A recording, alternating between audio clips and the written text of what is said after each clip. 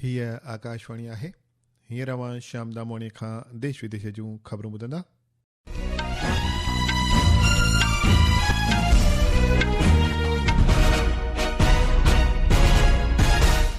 सभ खां अवल अहम ख़बरूं। प्रधानमंत्री नरेंद्र मोदी अॼु नई दिल्ली में क़रीब 33,500 करोड़ रुपयनि जी विकास योजनाउनि, तंहिंखां सवाइ क़रीब 18,300 करोड़ रुपयनि जी दिल्ली मेट्रो विकास योजनाउनि खे मुल्क जे सुपुर्द कंदो ऐं संगे बुनियाद रखंदो। अॼु अंतर्राष्ट्रीय महिला ॾींहुं आहे। सदर मोहतरमा द्रौपदी मुर्मू अॼु अंतर्राष्ट्रीय महिला ॾींहुं मौके ते खीरूं ॾिनियूं आहिनि। मग़रबी एशिया में ॾींहों बि ॾींहुं तनाव हालतूं बद खां बदतर बणियूं।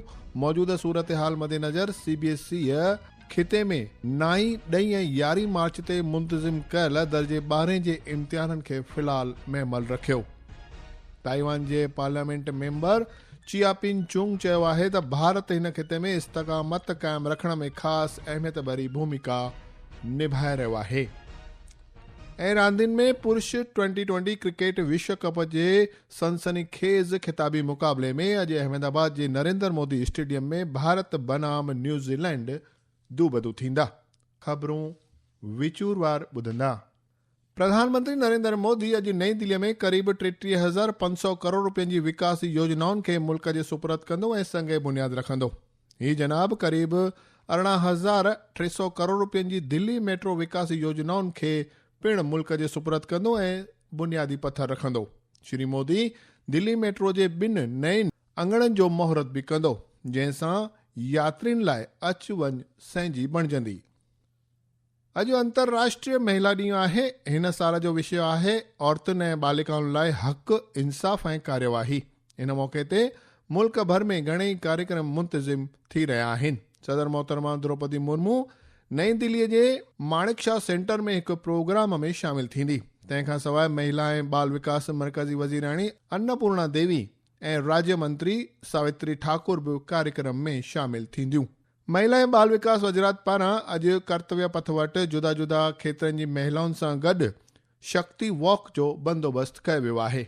पेश आहे एक खास अहवाल। अंतर्राष्ट्रीय महिला दिवस विश्व भर में महिलाओं की उपलब्धियों और योगदान को सम्मानित करने के लिए मनाया जाता है। यह दिवस राष्ट्रीय, जातीय, भाषाई, सांस्कृतिक, आर्थिक और राजनीतिक सीमाओं से परे महिलाओं की भूमिका को मान्यता देने का अवसर प्रदान करता है। इस दिन का मुख्य उद्देश्य समाज में महिलाओं के लिए समान अधिकार और अवसर सुनिश्चित करने पर बल देना है। संयुक्त राष्ट्र द्वारा वर्ष 1977 में मान्यता प्राप्त यह दिवस आज लैंगिक समानता को बढ़ावा देने के लिए एक महत्वपूर्ण वैश्विक मंच बन चुका है। भारत में केंद्र सरकार भी महिला सशक्तिकरण और लैंगिक समानता को बढ़ावा देने के लिए विभिन्न नीतियों, योजनाओं और विधायी उपायों के माध्यम से लगातार प्रयास कर रही है। देश में लड़कियों को प्राथमिक शिक्षा से लेकर उच्च शिक्षा तक गुणवत्तापूर्ण शिक्षा की समान पहुंच सुनिश्चित करने के लिए कई इकाई पहल की गई है। इस वर्ष अंतर्राष्ट्रीय महिला दिवस गिव टू गेन नामक वैश्विक अभियान के साथ मनाया जा रहा है, जो लैंगिक समानता को आगे बढ़ाने में सामूहिक सहयोग की शक्ति को रेखांकित करता है। नितिका गुप्ता, आकाशवाणी समाचार, नई दिल्ली।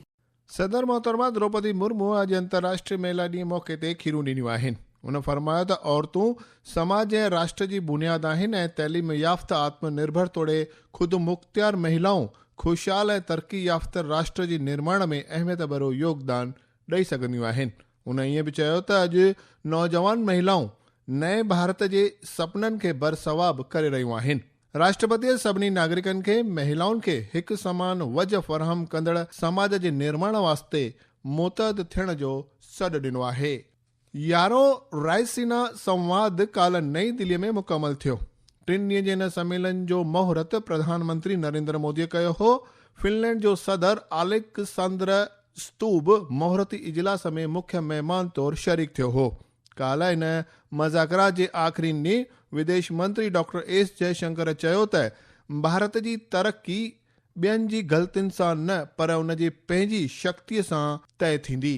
हुन फरमायो त India has a particular salience. Hind महासागर के संदर्भ में भारत का विशेष महत्व है और इसलिए यह एक विशेष जिम्मेदारी और योगदान भी है। इसका एक कारण यह भी है कि हमारे अच्छे संबंधों के चलते हम कई देशों को एक मंच पर ला सकते हैं। शायद वे हम पर अधिक भरोसा करते हैं या हमारे साथ अधिक सहज महसूस करते हैं। हमारी संस्थाएं IORA, कोलंबो सुरक्षा सम्मेलन, बिम्स्टेक विशाल हिंद महासागर को वृहत्तर आकार दे रही हैं। अपने सहयोगी देशों सेशल्स, मॉरिशस और श्रीलंका की नौसेनाओं और तट रक्षक बलों के साथ हमारा एक लंबा सहयोगात्मक इतिहास रहा है। मज़ाकरात में सेशल्स, मॉरिशस ऐं श्रीलंका जे विदेश मंत्री ऐं ऑस्ट्रेलिया जे अॻूणे विदेश मंत्रीअ हिंद महासागर जो मुस्तक़बिल मौज़ूअ ते पंहिंजा वीचार बि वंडिया। ही ख़बरूं अवां आकाशवाणीअ तां ॿुधी रहिया आहियो। ही ख़बरूं तव्हां असांजे YouTube channel air news Gujarat ते पिणु ॿुधी सघंदा आहियो। वधीक ख़बरुनि लाइ तव्हां असांजी इहा वेबसाइट newsonair.gov.in ते राब्तो करे सघो था।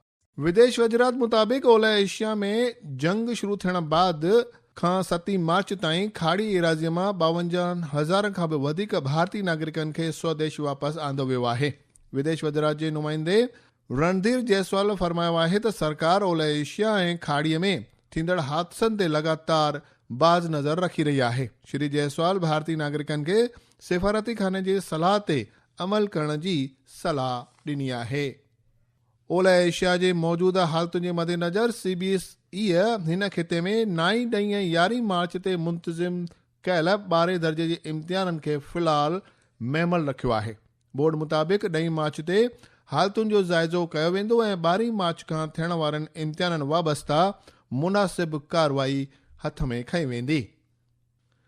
मिडल ईस्ट संकट सबबि काल्ह दिल्ली ऐं मुंबई हवाई अॾनि तां घटि में घटि 100 अंतर्राष्ट्रीय हवाई उॾामूं मनसूख़ कई वयूं आहिनि। मिलियल अहवाल मुताबिक़ मुंबई हवाई अॾे तां 35 वञण वारियूं ऐं 36 अचण वारियूं हवाई उॾाम सेवाऊं रद्द कई वयूं। ताइवान जे पार्लियामेंट मेंबर चियापिन चुंग चयो आहे त भारत हिन खिते में इस्तकामत क़ाइमु रखण में हिकु ख़ासि भूमिका निभाए रहियो आहे। हुन ख़ुलासो कयो त ताइवान इलाक़ाई अमन चैन ऐं ख़ुशहालीअ लाइ भारत जहिड़नि मुल्कनि सां गॾु यकमुश्त थी कमु करण लाइ हरदम तयारु आहे। हिकु भारतीय समाचार एजेंसी सां ॻाल्हि ॿोल में श्री चुंग चयो त ताइवान भारत जियां चीन सां गॾु पिणु मिठ मोहबत वारा रिश्ता नाता क़ाइमु रखण जो ख़्वाहिशमंद आहे। रांदियुनि में 2020 पुरुष क्रिकेट विश्व कप जो ख़िताबी मुक़ाबिलो अॼु अहमदाबाद जे नरेंद्र मोदी स्टेडियम में मौजूदा चैंपियन भारत ऐं न्यूज़ीलैंड विच में शाम 7 लॻे खां शुरू थींदो। भारतीय टीम चोथों भेरो जॾहिं कि न्यूज़ीलैंड टीम ॿियों भेरो चटाभेटीअ जे फाइनल में पहुतियूं आहिनि। पेश आहे हिकु ख़ासि अहवाल। 2007 और 2024 की विश्व विजेता टीम इंडिया के पास खिताबी हैट्रिक पूरा करने वाली पहली टीम बनने का शानदार मौका है। बेहद रोमांचक सेमीफाइनल में इंग्लैंड को मात देने वाली टीम इंडिया के सामने उलटफेर करने में माहिर न्यूजीलैंड की टीम है। शानदार फॉर्म में चल रहे संजू सैमसन और जसप्रीत बुमराह पर एक बार फिर सभी की निगाहें होंगी। कप्तान सूर्य कुमार की अगुवाई में हार्दिक पांड्या, ईशान किशन, तिलक वर्मा, शिवम दुबे, अक्षर पटेल, अर्शदीप सिंह जहां इन फॉर्म हैं, वहीं आउट ऑफ फॉर्म चल रहे अभिषेक शर्मा और वरुण चक्रवर्ती टीम इंडिया के लिए चिंता का सबब हैं। टीम इंडिया इसी मैदान पर 2023 के वनडे विश्व कप फाइनल में ऑस्ट्रेलिया के हाथों मिली हार के इतिहास को खिताबी जीत के साथ बदलना चाहेगी। उधर न्यूजीलैंड की टीम ने लीग मैचों और सुपर 8 चरण में खराब प्रदर्शन से उबरते हुए सेमीफाइनल में दक्षिण अफ्रीका को एक तरफा मुकाबले में हराया था। शशांक कुमार, आकाशवाणी समाचार। आखिर में ख़ासि ख़बरूं हिकु बार ॿीहर ॿुधंदा। प्रधानमंत्री नरेंद्र मोदी अॼु नई दिल्लीअ में क़रीब 33,500 करोड़ रुपयनि जी विकास योजनाउनि तंहिंखां सवाइ क़रीब 18,300 करोड़ रुपयनि जी दिल्ली मेट्रो विकास योजनाउनि खे मुल्क जे सुपुर्द कंदो ऐं संगे बुनियाद रखंदो। अॼु अंतर्राष्ट्रीय महिला ॾींहुं आहे। सदर मोहतरमा द्रौपदी मुर्मू अॼु अंतर्राष्ट्रीय महिला ॾींहुं मौके ते खीरूं ॾिनियूं आहिनि। मगरबी एशिया में ॾींहों ॿी ॾींहुं तनाव हालतूं बद खां बदतर बणियूं। मौजूदा सूरत हाल जे मद्देनज़र CBSE खिते में 9, 10 ऐं 11 मार्च ते मुंतज़िम कयल दर्जे 12 जे इम्तिहाननि खे फ़िलहाल महमल रखियो। ऐं रांदियुनि में पुरुष 2020 क्रिकेट विश्व कप जे सनसनीखेज़ खिताबी मुक़ाबले में अॼु अहमदाबाद जे नरेंद्र मोदी स्टेडियम में भारत बनाम न्यूज़ीलैंड दू बदू थींदा। आकाशवाणी तां सिंधीअ में ख़बरुनि जो इहो अंक ते समाप्त थियो।